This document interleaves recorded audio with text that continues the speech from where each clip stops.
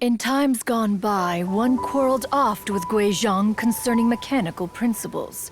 We each had our ideals, and neither would yield. Under the pretext of a social gathering, one invited the impartial Rex Lapis to judge the quality of our creations. But Rex Lapis declared that Gui Zhang's obscuro vulpus mechanism was superior. Though one was too proud to acknowledge it, in one's heart, one knew that Gui Zhang was indeed the superior talent in the mechanical arts. As for the story between Gui Zhang and Streetward Rambler, that begins with a certain bell. In Gui Zhang's opinion, while mechanisms were no substitute for human composers, they were yet capable of producing simple but fine melodies.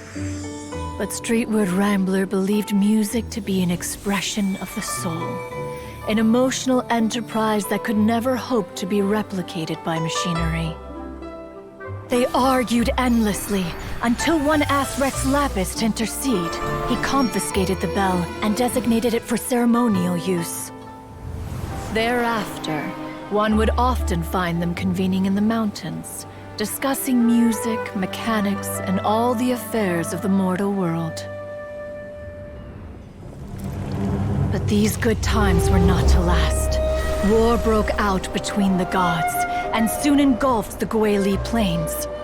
Gui Zhang was overpowered by the enemy, and fell in battle.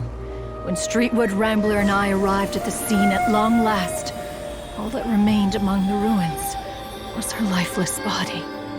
After this, at Streetward Rambler's request, Rex Lapis granted her the cleansing bell for safekeeping. To honor our friend's memory, one made a few finishing touches to her ballistic device.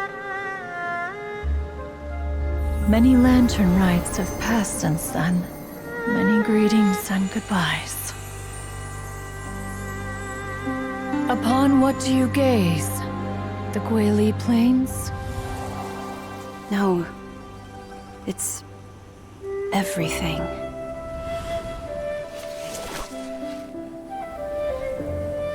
We think of human life as like a lantern that's lit one minute and extinguished the next.